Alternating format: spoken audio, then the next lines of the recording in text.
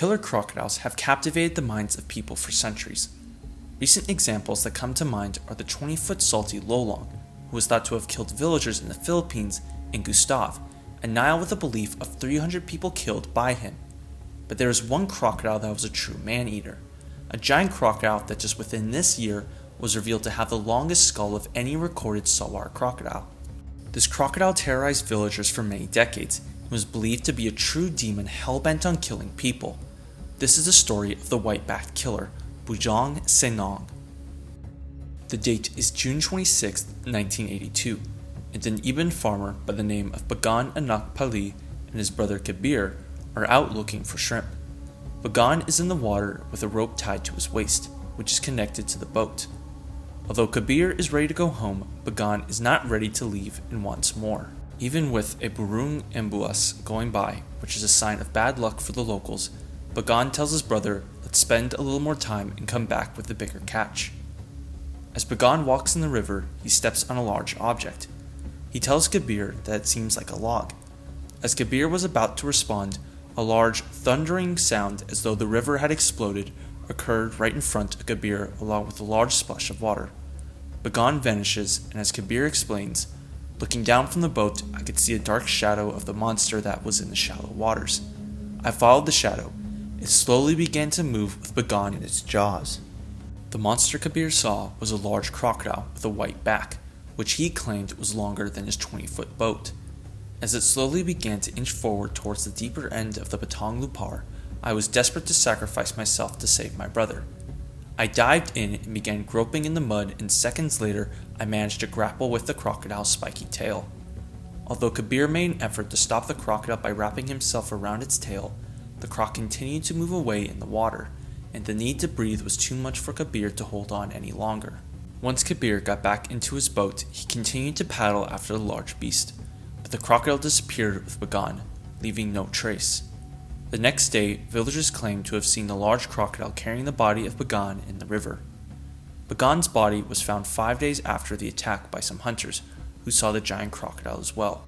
As James Ritchie explained after interviewing people and reporting on the initial attack, as we left the scene, we knew that somewhere in the river lurked a killer, a crocodile with a white back measuring 25 feet and with a back as wide as 4 feet. Hard to believe? It was like some riverine version of the movie Jaws. Over the next 10 years, sightings of a large white-backed crocodile continued in the area, and Bagan would unfortunately not be the only victim. On August 2, 1982, another Iban villager named Abang Anak Galaya was killed while paddling his boat by a large crocodile, which apparently rammed into the boat, causing the man to fall into the water. The crocodile then grabbed him by the hand and dragged him off. Although this was a different crocodile from Bujang Senang, it was after this death that a serious effort was called to kill man-eating crocodiles. In October of the same year, Operation Boya Ganas was set into motion. With the combined efforts from multiple departments ranging from marine police to crocodile catchers, this group armed with guns, mines, and grenades was set to stop the problem once and for all. During this time, it was claimed that Bujang Senang was speared by a crocodile catcher, and a struggle ensued for an hour. The catcher claimed once he hit the crocodile with the spear, he was in the fight for his life. I had tied the loose end of the rope attached the harpoon to the prow of the sampan. When I hit the target, the reptile tried to escape. It was very powerful because it dragged the boat against the current. At times it would sink and I didn't know what to do. The crocodile refused to come up from the water and dragged the boat with itself as it swam off. It was during this point the spear had dislodged and the crocodile disappeared from its hunter. The hunt for the crocodile continued, but there unfortunately were no results. Still, the news of a large killer crocodile attracted the attention of international journalists wanting to know more about this giant. On November 3, 1982, a suspected 15-foot man-eater was killed in the same area Abang was killed in, but some feared that this would only cause further problems. Some locals believed that killing this 15-footer would only lead to more deaths, as the crocodiles in the area would take revenge. Some predicted that all the crocodiles in the state would be on the warpath, predicting that many people would be killed. This so-called prophecy was even debated in the state legislative assembly. As for Bujang Senang, he was seen over the next couple years, but all attempts to capture him failed. The next attack tied to Bujang Senang occurred on September 27, 1984. An Iban by the name of Badong Anak Apong was killed while looking for shrimp. While he was in his boat, a large crocodile rammed his boat, which caused it to capsize. After falling into the water, a giant crocodile grabbed him, and Badong met a cruel fate. The men who saw the attack could only watch helplessly as they could not do anything. The villagers alerted 6 hunters back in the longhouse, who armed themselves and rushed to the scene in a futile attempt to rescue Badong. When they arrived, they found the reptile tossing its prey about in midstream of the 1.6-kilometer river. The hunters pursued the crocodile for 6 hours with the intent to kill it, but did not take a shot due to them wanting to make sure they could get a killing blow. Towards the end of their hunt, they finally took a shot. They were within 10 feet of the beast and fired twice. Both shots hit the crocodile, but it only flinched. The crocodile then sank in the water and disappeared, with a pong in its jaws. One of the hunters, 45-year-old Alik Anak Lakop, stated that the crocodile was at least 7 meters long and had a white back that seemed to be a meter wide. This therefore seemed to be Bujang Senang. After this particular death, the people of Batong Lupar had become worried. Although Bujang Senang would stop his killing spree for 5 years, he was still seen swimming around, making all the locals nervous of when and who the crocodile would attack next.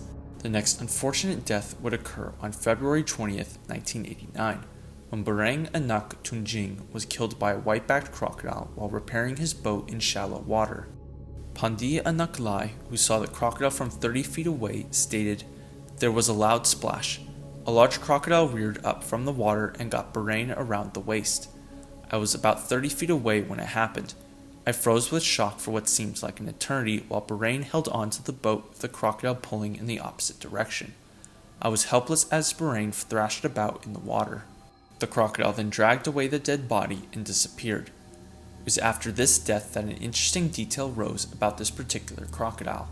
Tua Anak Tunchun, a 7-year-old resident, believed that the same white-backed crocodile had killed his brother Inchi in 1962.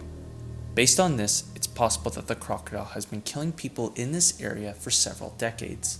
James Ritchie, in his book about Bujang Senang, compiled a large list of attacks occurring in Batong Lupar or in Sarawak in general, and he stated that at this point in time, Bujang Senang had 12 victims. Beyond these deaths possibly being tied to Bujang Senang, it seemed that a white-backed crocodile was seen for several decades. One report even includes a crocodile with a white back and reddish throat unsuccessfully attacking a hunter in 1978. With all these attacks now tied to the crocodile, Bujang Senang was now believed to be a killer with a long history. But what if the crocodile's history doesn't end there? What if there was a reason Bujang Senang was attacking people, not just to eat them, but to target them? And who would be the final victim of this killer?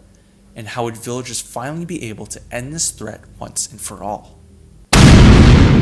To learn more about the animals you just saw, buy my book, What We Get Wrong About Crocodilians. It examines claims of giant crocodiles, a World War II massacre, their regenerating tails, alligators in sewers, their record land speeds, and more. The book looks at a variety of subjects many people, including experts, get wrong about these animals, and I desperately wanted to dispel the myths that have persisted so long. Buy What We Get Wrong About Crocodilians in physical or digital formats. Link in bio, comments, or description to buy.